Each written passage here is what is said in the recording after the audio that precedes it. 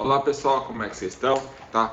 A aula de hoje então é avaliação laboratorial de coagulação sanguínea, tá? A gente vai pegar o que a gente aprendeu na aula passada sobre coagulação e vamos ver então como funcionam os testes para medir se a coagulação está funcionando, se aquela cascata de coagulação está funcionando ou se está com problema, qual parte da cascata está com problema, qual fator ali que não está funcionando, né? Ou está funcionando de mais ou de menos, enfim. A gente tem alguns testes laboratoriais para testar a coagulação e a gente vai ver um pouquinho deles hoje. Então, como eu falei,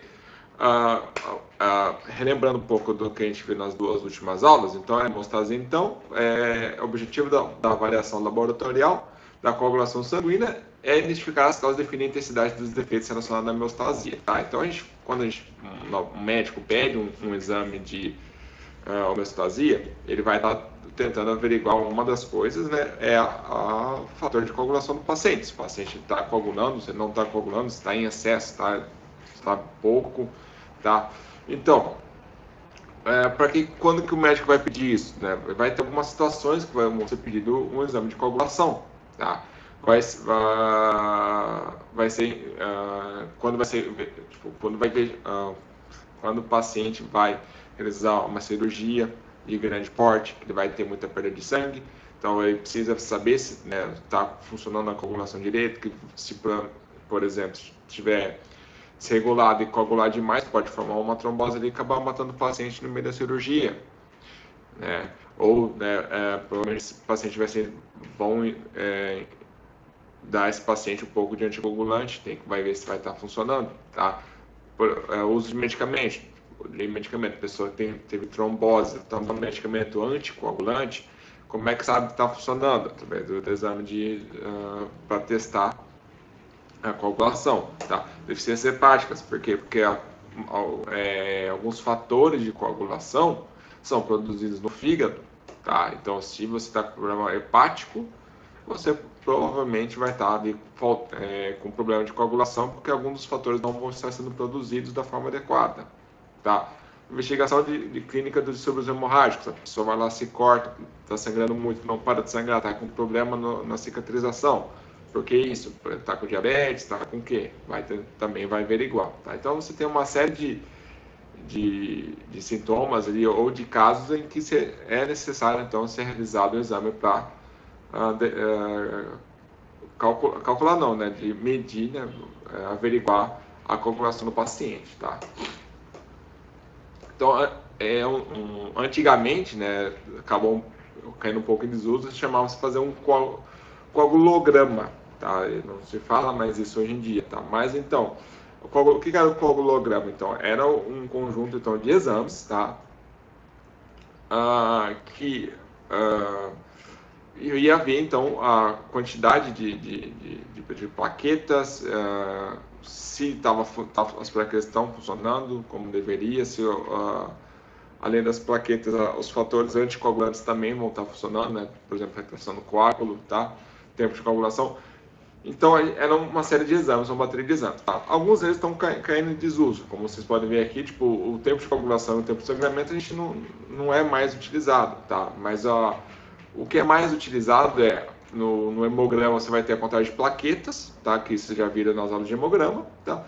E os testes coagulométricos, tá? O TP, o TPA e o TT, tá? O teste de prototrombina, o teste de prototrombina parcialmente ativada e o teste de trombina, tá? Esses três exames aqui que a gente vai focar na aula de hoje, tá? Que são os três principais exames relacionados à coagulação, certo? Aqui eles vão testar, então, alguns fatores de coagulação, se eles estão funcionando ou não, tá? Mas a contagem de plaquetas, né, ali no hemograma, eles são os mais utilizados, certo?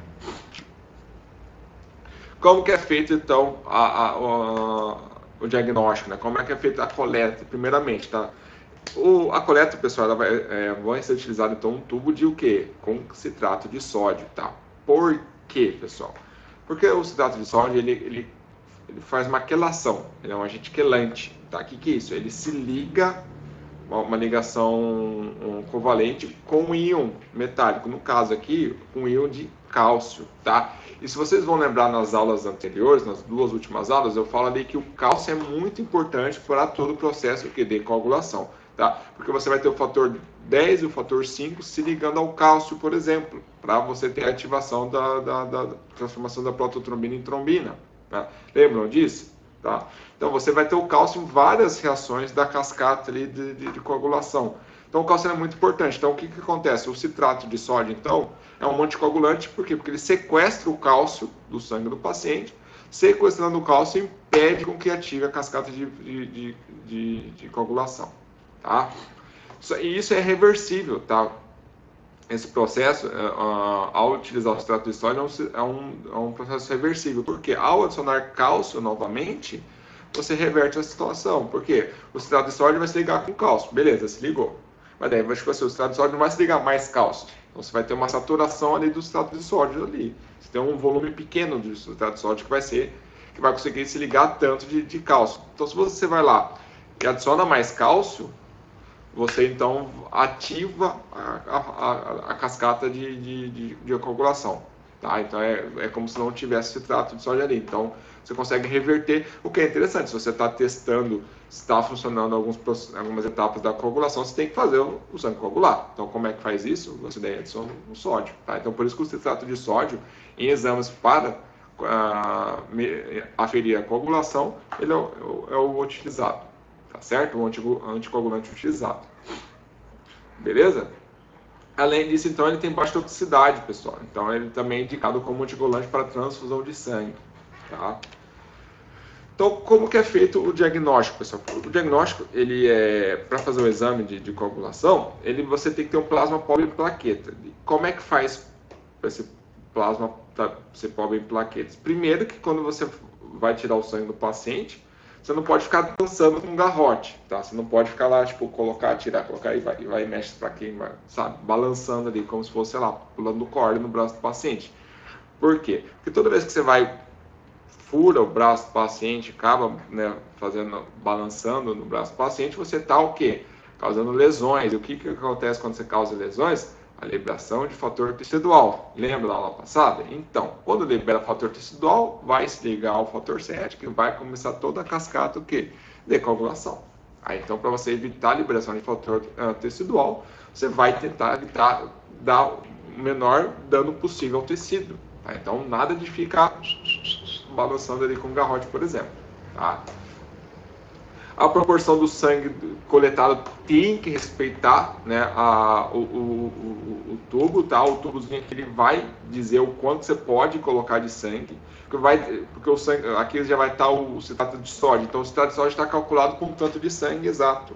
Você colocar mais, o citrato de sódio não vai conseguir se ligar a todos os cálcios presentes ali naquele sangue, e com isso o que acontece? Vai começar a ativar a coagulação. Tá? Então você não quer que o sangue coagula antes de você testar. Tá? Você prepara tudo para o sangue coagular só quando você quiser, só quando você for fazer os exames, tá certo? Então, depois de você ter coletado na quantidade correta, você não, né? A enfermeira ali, técnico de enfermagem, enfim, quem for coletar. Depois de ter feito a coletagem correta, utilizando a quantidade certa, e ter o garrote, no tecido, você vai centrifugar então esse sangue, tá?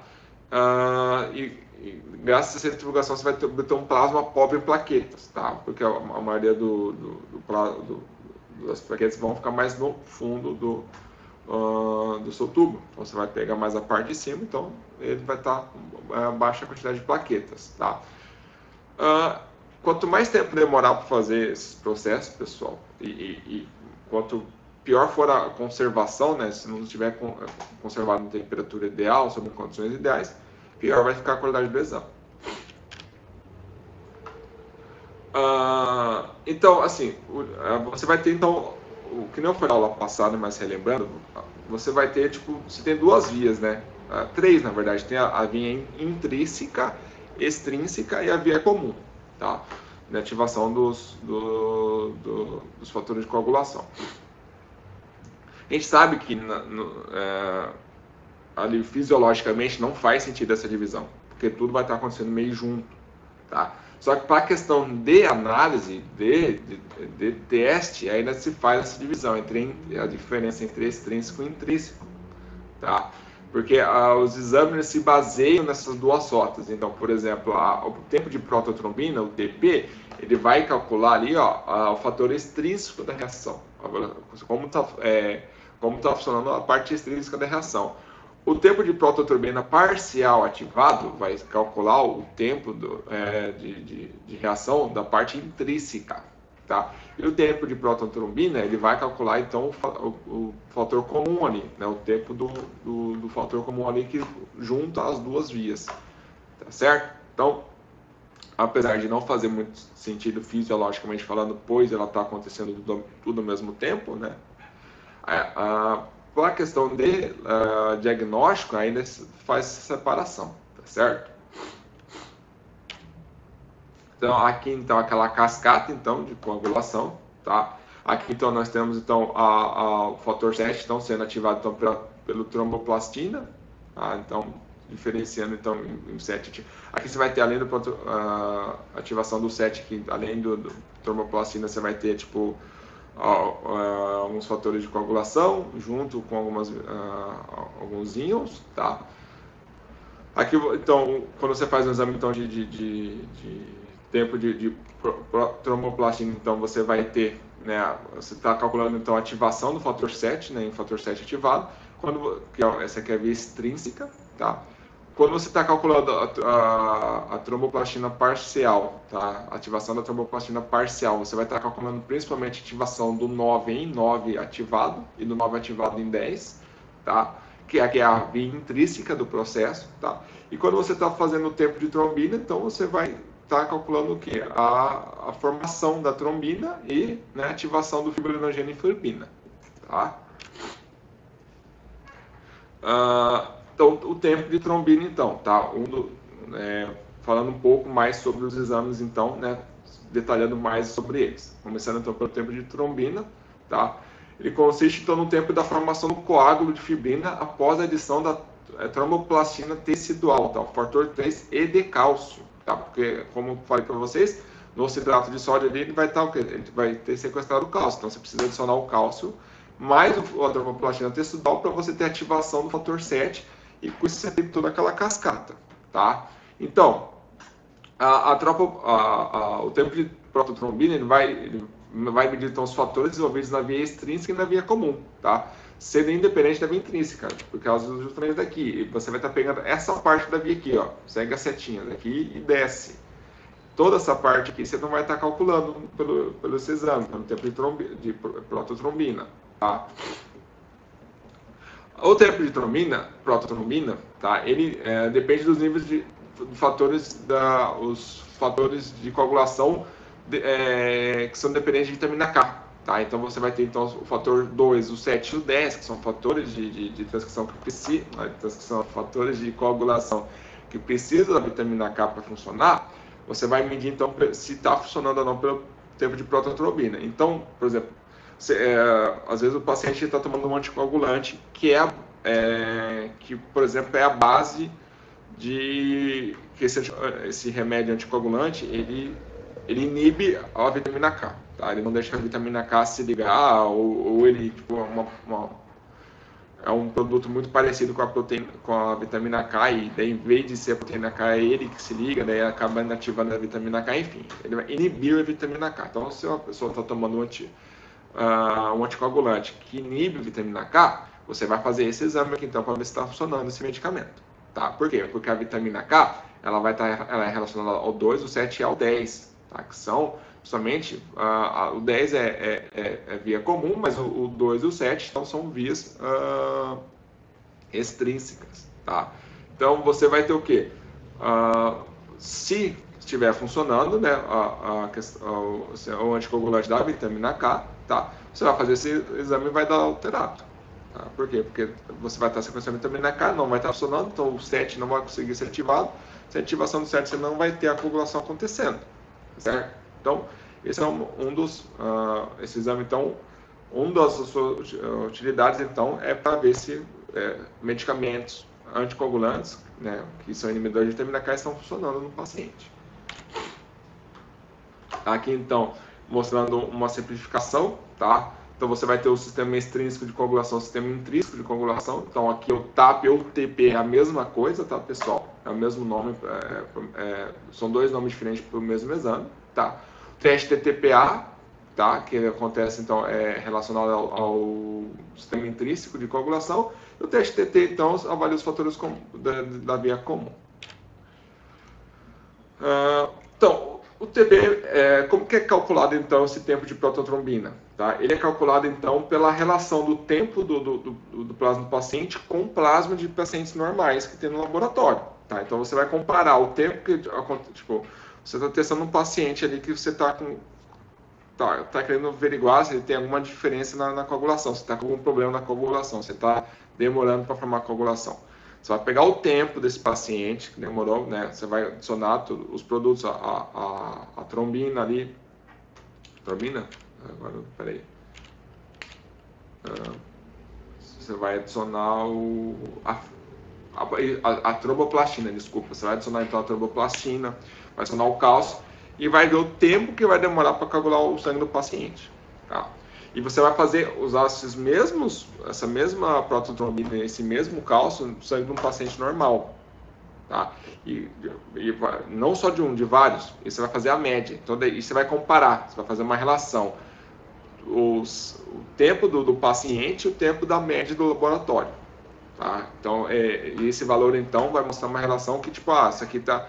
O paciente demorou tanto a mais. Você vai ter uma relação, tipo, 1.2, 1.3, sabe?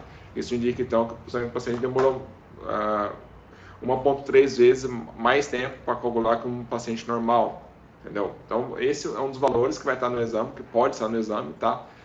Você também vai ter o tempo que aconteceu, tipo, aconteceu em 15 segundos, em 13 segundos, sabe? Pode ser um dos resultados também, só que os resultados mais utilizados, pessoal, é esse aqui, ó, o RNI, ou em inglês INR, International Normalized Ratio, tá? Que o professor gastou o inglês do Joel Santana, tá? Mas então, para que serve essa normalização, tá? Acho que é o que eu falo nesse slide aqui. Vamos ver se tem mais uma coisa aqui. Tá. Vou explicar isso aqui, depois eu volto a falar mais um pouquinho sobre o exame. Esse exame, então, pessoal, ele tipo assim, imagina assim, são vários laboratórios, e cada laboratório usa uma prototrombina diferente. Então, o tempo de coagulação vai ser diferente, entendeu? Porque, tipo, o produto que você usa para ativar a cascata, o cálcio e a prototrombina, o nível, a quantidade que você coloca e a prototrombina tem algumas diferenças entre as diversas marcas que possuem no mercado. Essas diferenças, então, vão fazer com que você tenha um resultado diferente, tá? Então, às vezes, você faz no laboratório, tem um número. O mesmo paciente faz no outro laboratório, tem outro valor. Então, o que deixa o quê? Tipo, o médico lendo daquilo deve falar, tá, mas, puta, que laboratório que você fez? Puta, esse laboratório, eu não sei qual é o padrão deles. Daí fala, pô, né, aí quebra as pernas, né? Então, o que aconteceu? Foi feita, então, uma normalização, tá? Então, foram testadas, então, a acessibilidade de várias prototrombinas, tá? Que são utilizadas nos laboratórios, e viram o quanto que essa prototrombina é sensível à cascata, vamos dizer assim, tá? Então, com isso, então, você vai ter o quê? Você foi criando, então, uma fórmula que você vai normalizar essa diferença, né, a velocidade do paciente com a velocidade da média normal do laboratório, né, dos outros pacientes normais, junto com uma correção da sensibilidade daquela prototrombina que está sendo utilizada. Tá? Então, estou usando prototrombina X, então eu vou ter que normalizar, tem que colocar esse valor aqui, para daí vai levar ao quadrado, que daí você vai normalizar. Tá? Com isso, pessoal, qualquer laboratório vai ter, então, o mesmo valor normalizado, que facilita muito mais, né, o diagnóstico pelo médico, tá certo? Então, aqui, ó, você vai ter no kit ali, no kit vai avisar qual que é o ISI, né, esse valor normalizado de sensibilidade. Vai ficar entre 1 e 1.04, tá? E, gente, então, para que serve esse exame, tá, pessoal? Ele tipo, ele mede, então, se os anticoagulantes oral estão funcionando. Tá? Então, o antagonista da vitamina K e anticoagulantes orais que o paciente pode tomar, às vezes está tomando para fazer uma cirurgia, às vezes está tomando porque ele formou trombose, principalmente mulheres, né, que têm mais facilidade de ter trombose. Então, o médico vê se está funcionando, né, se o medicamento está dando resultado, fazendo esse exame aqui, tá? E baseado, então, no valor do INR ali obtido no exame, você vai, tipo, o paciente, o médico consegue, não, vamos aumentar a dose, não, vamos diminuir a dose, consegue ali tentar ajustar para o melhor resultado, tá? O professor que vai tomar uma água que deu sede, depois a gente volta.